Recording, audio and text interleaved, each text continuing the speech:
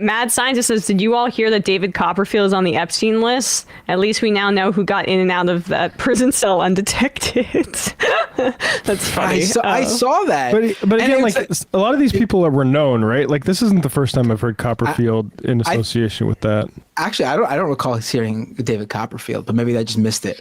But it's not even just like he was named in it. Like it was a discussion where he specifically says like, oh, do you know that where he says to one of the other girls that like, oh, do you know that these girls recruit other girls or something? Like seems to know exactly what's going on based on this retelling of it. Most of it wasn't surprising of who showed up on the list.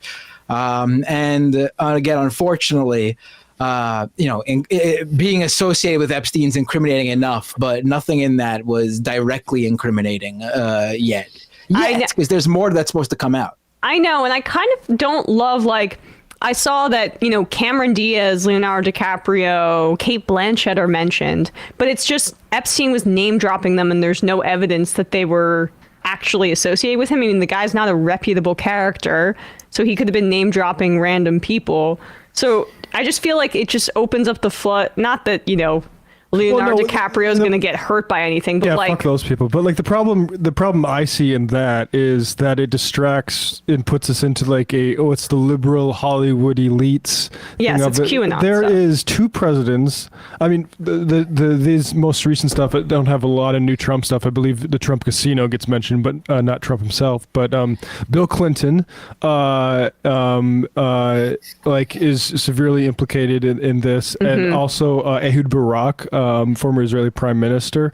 Like these things are what should be focused on, in my opinion, not like a glancing mention of a celebrity. Now, if a celebrity like David Copperfield or whatever has regular connections with that as a material witness and maybe participant in crimes, absolutely, that's something to like, look into, emphasize. Right.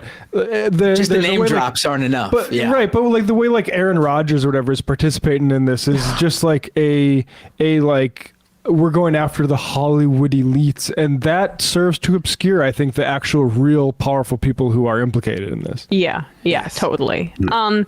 Also, Jimmy Kimmel doesn't even make any sense. The time period in which Epstein was, connected was during a time where Kimmel was just like on the Man Show, like he was a nobody. Yeah, but that's the thing. Is like none of these people actually give a shit about any of that timeline, any of the details, any like actual human victims that were trafficked.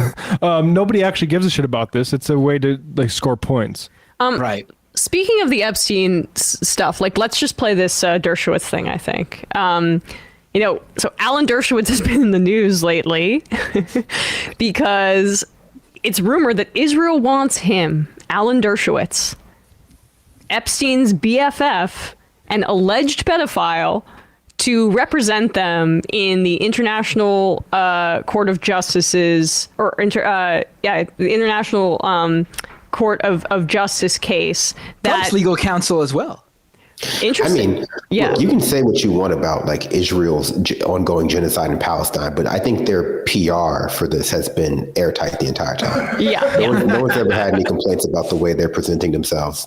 Well, they flood the zone. I mean, like that's the thing about Israeli propaganda. It's just they really keep you on your toes with the next insane thing that they're going to present. What kind of creeps me about it is, and I think this Dershowitz thing is sort of like indicative, is like. It's sort of like when I play a video game. Yeah. And like I do not care about the story. I don't care about the dialogue I'm selecting. I am mashing buttons until I can get back to killing things. Yes. And that is basically Israel's approach to PR lately. Like they don't really care what they're saying. They're like, Hamas, you support terrorists. We had a ceasefire, blah, blah, blah, blah, rapes.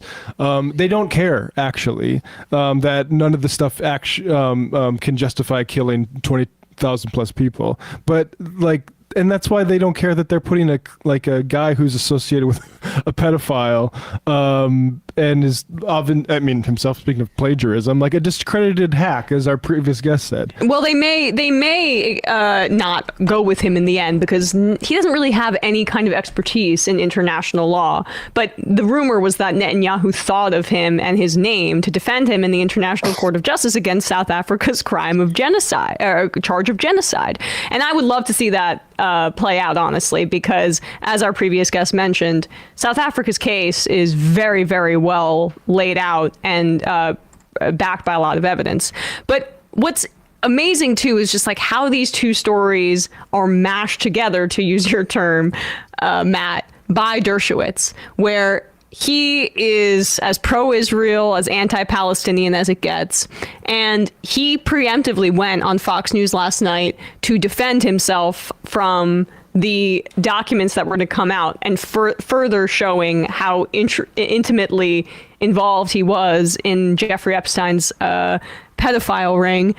And he makes the connection, this is called synchronicity, between Israel's propaganda and his own CYA effort for the alleged pedophilia that he engaged in. Now, the one point I do want to make is that I understand all the feminist groups and the radicals who think this is the worst thing in the world, that anybody ever had any contact with Jeffrey Epstein. Where are all those radical feminists when it comes to the Hamas rapes of young Jewish girls, and sexual abuse, beheadings? They are quiet. They are silent. The incredible hypocrisy of the Me Too movement. Me Too, except if you're a Jew.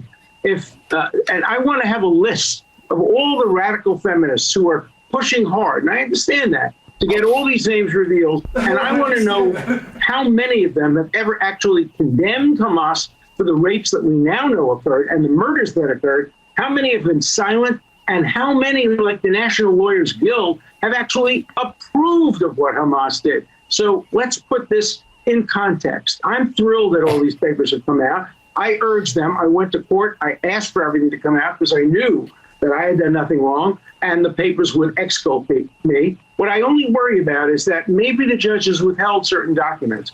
I want to make sure every single document comes out, including the documents that cast doubt on the credibility of some of the accusers and some of the accused. The public has the right to see everything and make their own judgment. We do not put the country in guilt by accusation, but guilt by association. Well, has Dershowitz considered that Hamas left their underwear on? I'm sorry, that's an off-color joke, but that was his defense against the claim that, like, when he got massages from young girls, that he left his underwear on. You're either with the Epstein clients or you're with the terrorists. It seems like that's the motto there. I think he should take this argument all the way to the ICC. Yeah. I think they should, take this one all the way to The Hague. Absolutely. Yeah. Just say, like, hey, oh wait, we have this here. Good. Alan Dershowitz, he made this, did this op-ed in the LA Times in 1997, just like laying it out there. Statutory rape is an outdated concept. He's the one that just cares so much more than the radical feminists about sexual abuse of women and girls. He needs a monster. Yes, an absolute monster. An unaccountable one too, who has rubbed it in the face of the public the entire time he's been in the public spotlight. Just how how little accountability we have in our society. Yeah, and it's not just guilt by association. It is guilt by accusation and by specific detailing evidence. Of placing you at scenes of crimes. Is that how we establish guilt now? Evidence? Yeah. I'm associated with a place that active crimes were going on, and I was one of the participants. And I'm associated with specific claims made by victims who have been proven to have had validity in their statements, and I've been named multiple times. It's just God happenstance that I was in this area. Whomst amongst us hasn't been to Jeffrey Epstein's pad without Jeffrey Epstein there with all the girls there? I mean, who has not? Guilt by association. Come on. Come on. It's also worth noting that in America, we do establish guilt by association all the time. Yeah. One example are like gang databases where people end up like on there because like cops see them with like tattoos that they think are gang affiliated, or any number of like living in an area where there's a lot of gang activity that was, very popular a few years ago to do, where like ultimately large swaths of people of color were like associated with gang membership just by nature of where they lived or how they behaved. Yeah, this is I mean, I remember Jeb Bush arguing on behalf of like metadata, like we need to be able to do drone strikes based on metadata, which is basically a fancy way of saying, if you show up in the same phone book or group chat with the terrorists, like, well, you better not be around a missile because we'll call you a combatant for that. Right. Also, I mean, ideally, the people who are implicated and guilty in the Jeffrey Epstein, in Jeffrey Epstein's sex trafficking ring will face justice more than simply like a fine and losing their princedom or whatever happened to Andrew. But it's worth mentioning that they always try to index like legal qualifications or legal like criteria for like guilt, when a lot of people are just like, they want Alan Dershowitz to go away because he was hanging out with like a sex trafficker for like decades, apparently. We don't need that legal barrier or legal hurdle to be overcome to like just not want to mess around with people online, or to like think that they shouldn't have their like position at like Harvard or something, because that, who we choose to hang out with often says things about what we're okay with that may not be illegal, but certainly are beyond what most people would consider to be morally okay. Right, Yeah. right. Like for example, if you're friends with Jeffrey Epstein when he gets out of prison in Florida, when it was all public, you could feign ignorance prior to that. But I don't know, depending on who you are, I don't know if we should believe that, but you could say you were ignorant through it up to the point where the dude went to prison for doing a lower level of what he's accused of, now, and going to jail for that in Florida. So if you're friends or you're associating with him after that, I think the whole, guilt by association, even that is a hard sell. I'm sorry. You are implicating that you are fine with what he did or able to look past it, that the law found him guilty under, and you're able to look past it and just associate with him and be some sort of contact of his regardless. I mean, to me, that's a bit different than I was just in the same room as the guy. Yeah, but did those victims condemn Hamas? I mean, I'm sorry, that deploying of Hamas in that context to deflect from his own accusations is really just the cherry on top of this multi-week effort to continuously dehumanize the Palestinian people and the women and girls and victims, by the way, of sexual assault in Israeli prisons of Palestinians, which someone like Dershowitz or anybody on the conservative side of things chooses not to acknowledge whatsoever. They'll hang their hat on these accusations, which again, they were in the Times.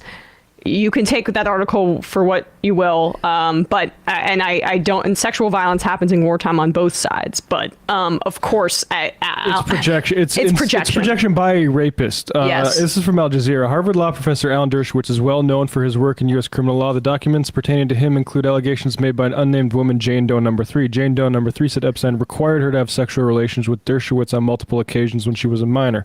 Dershowitz also played a significant role in negotiating an agreement that provided immunity from federal prosecution in the Southern District of Florida, not only for Epstein, but also for any potential co-conspirators of Epstein, the documents say.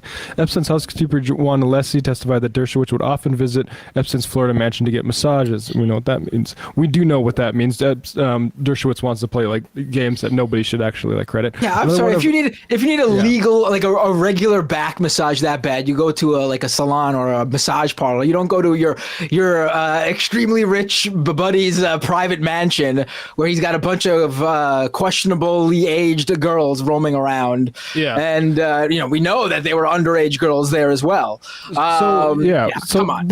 Epstein or Dershowitz there is what we're seeing on TV. And I sometimes think it's hard to grasp the sort of monstrosity that you can witness through the television screen, but like that is a guy who is complicit in trafficking young women for sex, using sex as a propaganda term, and rape specifically, to continue a genocide. Like we've hit like a multiplier here of just like evil stuff.